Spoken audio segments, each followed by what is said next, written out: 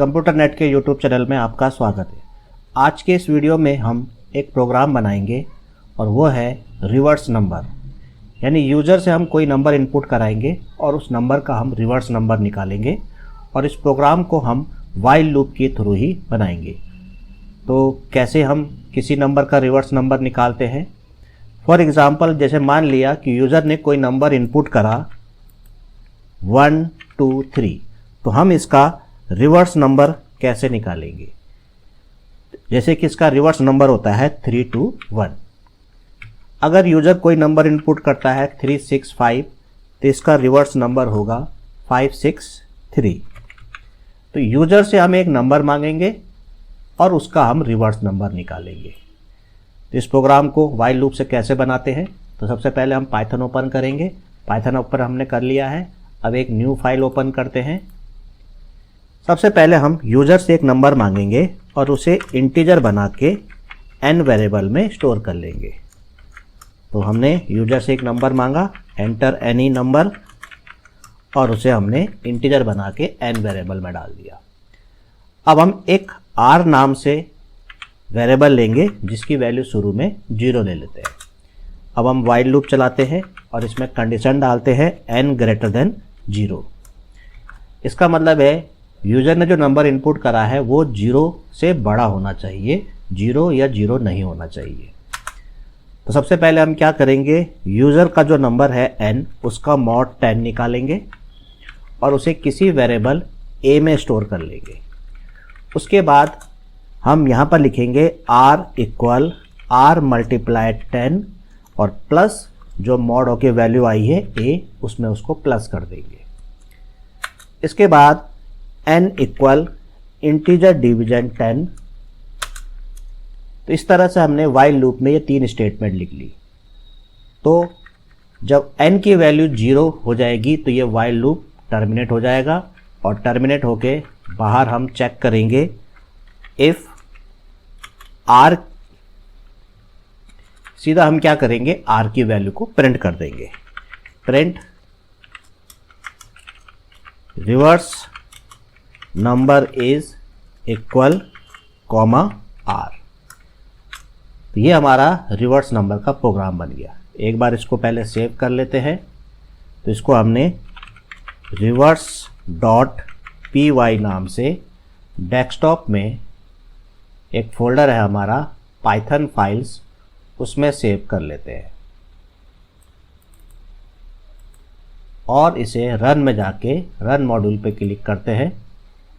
सबसे पहले हम यूज़र से एक नंबर मांगेंगे। यूज़र ने 1 इनपुट किया 1 2 3, तो इसका रिवर्स नंबर निकल गया 3 2 1। दोबारा से इस प्रोग्राम को रन कराते हैं। रन में जाके रन मॉड्यूल, इस बार हमने इनपुट करा 3 6 5। जैसे एंटर प्रेस करेंगे तो इसका रिवर्स नंबर होगा 5 6 3। तो इस तरह से यूज़र से एक नंबर मांगा और हमने उसका रिवर्स नंबर निकाल दिया। अब चेक करते हैं कि ये प्रोग्राम कैसे रिवर्स बन रहा है। तो सबसे पहले हमने यूज़र से एक नंबर मांगा। फॉर एग्ज़ाम्पल, हमने यूज़र से एक नंबर मांगा n। तो n की वैल्यू मान लेते हैं 1 2 3 है। यूज़र ने 1 2 3 इनपुट किया। तो सबसे पहले r की वैल्यू कितनी है?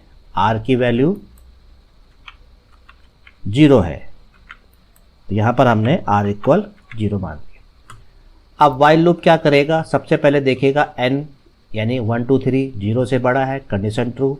नीचे आएगा a का मॉड 10 निकलेगा, यानी कि n का मॉड 10 निकलेगा। n क्या है? 1 2 3। 1 2 3 का मॉड 10 क्या होता है? a की वैल्यू क्या होगी? a की वैल्यू होगी 3। तो a की वैल्यू हो गई है 3। फिर नीचे आएगा, नीचे r इक्वल r की वैल्यू कितनी है? शुरू में 0 मल्टीप्लाई 10 होगा और उसमें प्लस हो जाएगा a की वैल्यू। a की वैल्यू कितनी है? 3। तो 0 10 से मल्टीप्लाई होकर 0 हो जाएगा, r की वैल्यू हो जाएगी 3। तो ये हो गई है r की वैल्यू 3। फिर वो नीचे आएगा, n का इंटीजर डिवीजन 10 निकालेगा। तो n का इंटीजर डिवीजन 10 कितना निकलेगा? 12 निकलेगा। तो n की वैल्यू कितनी हो गई है? 12 हो गई है।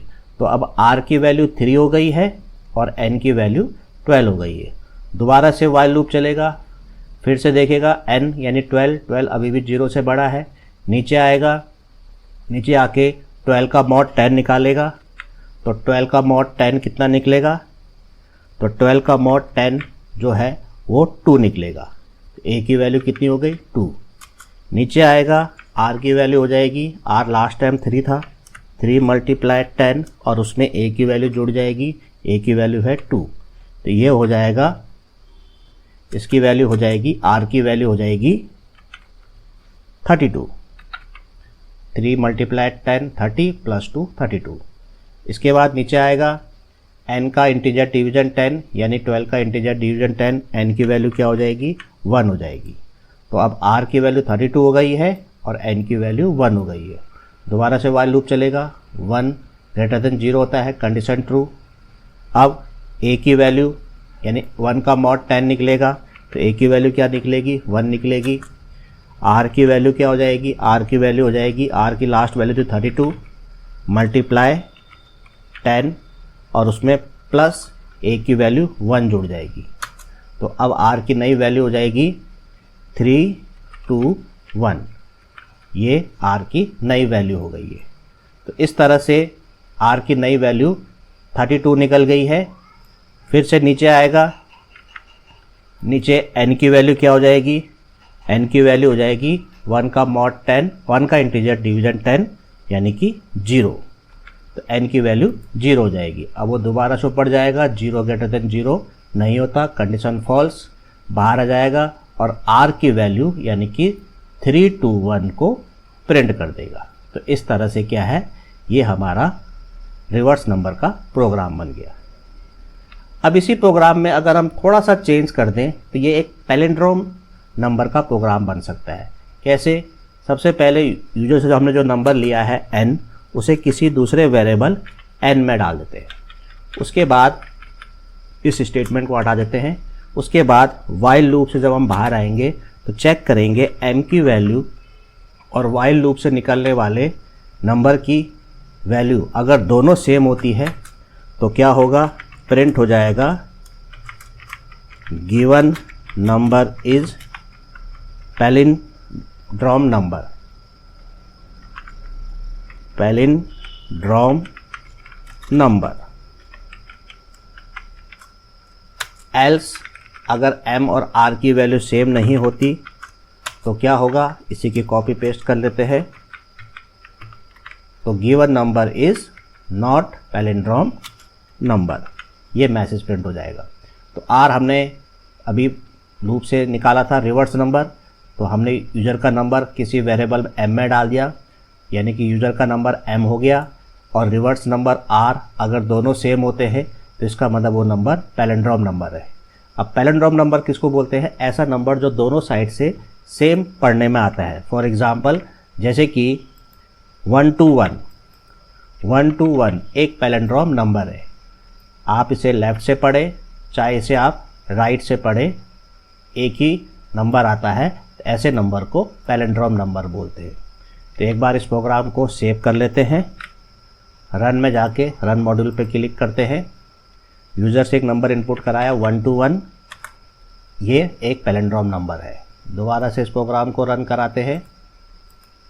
इस बार हमने यूज़र से इनपुट कराया, यूज़र ने बताया 365, ये एक पैलिंड्रोम नंबर नहीं है क्योंकि 365 का रिवर्स नंबर 563 होता है जो कि सेम नहीं है। तो इस तरह से हमने क्या करा, सबसे पहले यूज़र से जो नंबर मांगा उसी एक वेरिएबल m में डाल दिया। उसके बाद यानी हमने उस नंबर की एक कॉपी किसी वेरिएबल में रख दिया। इसके बाद इस वाइल लूप से जो नंबर आएगा r, वो रिवर्स नंबर होगा। तो रिवर्स नंबर और ओरिजिनल नंबर जो कॉपी करके रखा था, दोनों को अगर कंपेयर करें, अगर दोनों सेम होते हैं तो इसका मतलब है गिवन नंबर क्या है, एक पैलिंड्रोम नंबर है। तो इस तरह से हम रिवर्स नंबर के प्रोग्राम में ही थोड़ा सा चेंज करके इसे एक पैलिंड्रोम नंबर का प्रोग्राम बना सकते हैं। तो इस तरह से क्या है, हमारा ये पैलिंड्रोम नंबर का प्रोग्राम भी बन गया है। तो ये था वाइल लूप से रिवर्स नंबर और पैलिंड्रोम नंबर का प्रोग्राम। तो आज का वीडियो आपको कैसा लगा प्लीज़ कमेंट्स में ज़रूर लिखिए, और मेरे इस चैनल में अगर आप पहली बार आए हैं तो प्लीज़ इसे लाइक, शेयर और सब्सक्राइब कर दीजिए। तो मिलते हैं नेक्स्ट वीडियो में। Okay, thank you, bye.